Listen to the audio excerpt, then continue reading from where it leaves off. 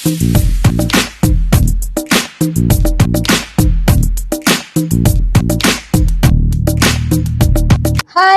എല്ലാവർക്കും ജോക്കിച്ചൻ ഡയറീസിലേക്ക് സ്വാഗതം. ഇന്ന് നമ്മൾ തയ്യാറാക്കാൻ പോകുന്നത് വളരെ പെട്ടെന്ന് തയ്യാറാക്കാൻ പറ്റുന്ന ഒരു നെയ്യപ്പത്തിൻ്റെ റെസിപ്പിയാണ്. അപ്പോൾ എല്ലാവരും തയ്യാറാക്കി നോക്കുക, നിങ്ങൾക്ക് എന്തായാലും ഇഷ്ടമാകും. അപ്പോൾ നിങ്ങൾ ഇതുവരെ ചാനൽ സബ്സ്ക്രൈബ് ചെയ്തില്ലെങ്കിൽ ഒന്ന് സബ്സ്ക്രൈബ് ചെയ്യുകയും കൂടെ വേണേ. അപ്പോൾ ഇതിനായിട്ട് ഞാനിവിടെ 1 കപ്പ് അരിയാണ് എടുത്തിരിക്കുന്നത്, പച്ചരിയാണ് എടുത്തിരിക്കുന്നത്.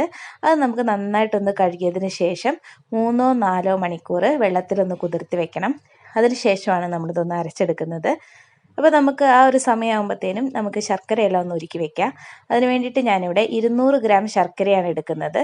അപ്പോൾ അതിൻ്റെ ഒരു മധുരം കറക്റ്റ് തന്നെയാണ്. അതിലേക്ക് ഒരു 1/2 കപ്പ് വെള്ളവും കൂടെ ഒഴിക്കുന്നുണ്ട്. എന്നിട്ട് നമുക്കൊന്ന് തിളച്ച് വരുമ്പോഴത്തേനും ശർക്കരയെല്ലാം ഒന്ന് പൊടിച്ചു കൊടുക്കുക. അപ്പോൾ പെട്ടെന്ന് തന്നെ നന്നായിട്ട് ഉരുക്കി കിട്ടും.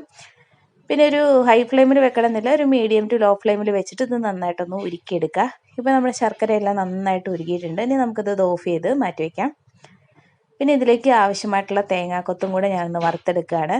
അപ്പോൾ 1 സ്പൂൺ നെയ്യിൽ തേങ്ങാക്കൊത്തൊന്ന് വറുത്തെടുക്കുക. അപ്പോൾ തേങ്ങാക്കൊത്ത് ചെറുതായിട്ട് അരിഞ്ഞതിന് ശേഷം നമ്മളിത് വറുത്തെടുക്കുകയാണ്. അപ്പോൾ ഒരു 2-3 ടേബിൾ സ്പൂൺ വരെ തേങ്ങാക്കൊത്ത് ചേർത്ത് കൊടുക്കാവുന്നതാണ്. ഒന്ന് ഗോൾഡൻ ബ്രൗൺ കളർ ആവുന്നിടം വരെ അത് നന്നായിട്ടൊന്ന് ഫ്രൈ ചെയ്തെടുക്കാം. ഇതിലേക്ക് നമ്മളൊരു സ്പെഷ്യൽ ഇൻഗ്രീഡിയൻറ്റും കൂടെ ചേർക്കുന്നുണ്ട്.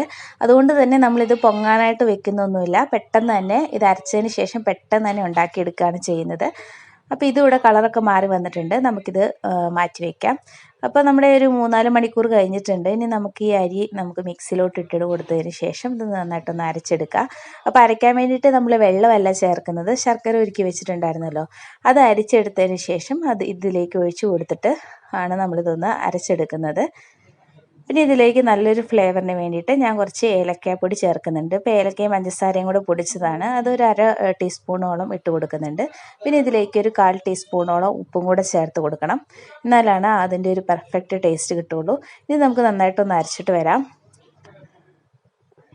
ഇപ്പോൾ ഇത് അരച്ചിട്ടുണ്ട്, പക്ഷെ നമ്മൾ ഒരു ഇൻഗ്രീഡിയൻറ്റും കൂടെ നമ്മൾ പറഞ്ഞല്ലോ സ്പെഷ്യൽ ഇൻഗ്രീഡിയൻ്റ് ഉണ്ടെന്ന്, അതും കൂടെ നമുക്ക് ചേർത്ത് കൊടുക്കാം. ഇത് ഒരു നേന്ത്രപ്പഴം പുഴുങ്ങിയതാണ്. അതും കൂടെ ചേർത്ത് കൊടുത്തതിന് ശേഷം നന്നായിട്ടൊന്ന് അരച്ചെടുക്കണം. ഇനി നമുക്കിതൊരു ബൗളിലേക്ക് ഒഴിച്ചു കൊടുക്കാം. അതായത് നന്നായിട്ട് അരയേണ്ട ആവശ്യമില്ല, ഇത്തിരി തരിതരിപ്പോട് കൂടിയാണ് ഇതൊന്ന് അരച്ചെടുക്കേണ്ടത്. പിന്നെ ഇതിലേക്ക് ഞാൻ കുറച്ച് എള്ളും കൂടെ ചേർത്ത് കൊടുക്കുന്നുണ്ട്. അപ്പോൾ നിങ്ങളുടെ കയ്യിൽ എള്ളില്ലെങ്കിൽ ചേർത്ത് കൊടുക്കേണ്ട ആവശ്യമില്ല. പിന്നെ ഇതിലേക്ക് നമ്മൾ നേരത്തെ വറുത്ത് വെച്ചിട്ടുള്ള തേങ്ങാക്കൊത്തും കൂടെ ചേർത്ത് കൊടുത്തതിന് ശേഷം നന്നായിട്ടൊന്ന് മിക്സ് ചെയ്യുക. വേറെയും ഞാൻ ഒത്തിരി സ്നാക്ക് റെസിപ്പീസ് ഇട്ടിട്ടുണ്ട്, അത് കാണാത്തവരുണ്ടെങ്കിൽ അതും കൂടി ഒന്ന് പോയി കാണണം. ഈ ഒരു കൺസിസ്റ്റൻസിയിലാണ് ഞാനിത് തയ്യാറാക്കിയിരിക്കുന്നത്. അപ്പോൾ ഈ ഒരു കൺസിസ്റ്റൻസിയിൽ ഒന്ന് തയ്യാറാക്കുക. കണ്ടോ, ഇച്ചിരി തരിതരിപ്പോട് കൂടിയാണ് ഞാൻ അരച്ചിരിക്കുന്നത്. ഇതിനകത്ത് നോക്കി കഴിഞ്ഞാൽ നിങ്ങൾക്ക് മനസ്സിലാവും. ഈ ഒരു തരിതരിപ്പ് കൂടിയാണ് നമ്മൾ അരി ഒന്ന് അരച്ചെടുക്കുന്നത്. അപ്പോൾ നമ്മുടെ മാവിടെ റെഡിയാണ്. നമ്മൾ എണ്ണ ചൂടാവാൻ വെച്ചിട്ടുണ്ടായിരുന്നു. അപ്പോൾ ചൂടായ എണ്ണയിലേക്ക് നമുക്ക് കുറച്ചായിട്ട് മാവ് ഒഴിച്ചു കൊടുക്കാം. ഇത് ഞാൻ നെയ്യപ്പത്തിൻ്റെ അത്രയും വലുപ്പത്തിലല്ല ഉണ്ടാക്കിയെടുക്കുന്നത്, ചെറുതാക്കിയാണ് ഉണ്ടാക്കിയെടുക്കുന്നത്. അപ്പോൾ വലുപ്പം നിങ്ങൾക്ക് നിങ്ങളുടെ ഇഷ്ടത്തിനനുസരിച്ച് തയ്യാറാക്കാവുന്നതാണ്. അപ്പോൾ ഇതിൽ നമ്മൾ ബേക്കിംഗ് സോഡയൊന്നും ചേർക്കുന്നില്ല, അല്ലാതെ തന്നെ ഇത് നന്നായിട്ട് പൊങ്ങി വരികയൊക്കെ ചെയ്യും. പിന്നെ ഒന്ന് പൊങ്ങി വരുമ്പോഴത്തേനും ഇതൊന്ന് മറിച്ചിട്ടും കൂടെ കൊടുക്കാം. അപ്പം നമ്മൾ ഫ്ലെയിം എപ്പോഴും മീഡിയം ഫ്ലെയിമിലായിരിക്കണം, കാരണം നമ്മൾ ഹൈ ഫ്ലെയിമിൽ ഇട്ട് കഴിഞ്ഞാൽ പെട്ടെന്ന് പുറം കരിഞ്ഞു പോവുകയും ചെയ്യും, ഉൾഭാഗം ഒട്ട് വേഗത്തുമില്ല. അപ്പം തന്നെ നമ്മുടെ ഇത് നന്നായിട്ട് കളറൊക്കെ മാറി നന്നായിട്ട് വന്നിട്ടുണ്ട്. അപ്പം നമുക്കിത് പാനിൽ നിന്നും എടുത്തു മാറ്റാവുന്നതാണ്. അപ്പോൾ പെട്ടെന്ന് തയ്യാറാക്കാൻ പറ്റിയിട്ടുള്ള ഒരു നെയ്യപ്പത്തിൻ്റെ റെസിപ്പിയാണിത്. അപ്പോൾ എല്ലാവരും തയ്യാറാക്കി നോക്കിയിട്ട് അഭിപ്രായം പറയണം. അപ്പോൾ ഇതിൽ നമ്മൾ പഴം ചേർക്കുന്നു എന്ന് വിചാരിച്ചിട്ട് പഴത്തിൻ്റെ രുചി അങ്ങനെയൊന്നും വരുന്നില്ല. നമ്മൾ ആ കറക്റ്റ് നെയ്യപ്പത്തിൻ്റെ ടേസ്റ്റ് തന്നെയാണ് ഇതിനുള്ളത്.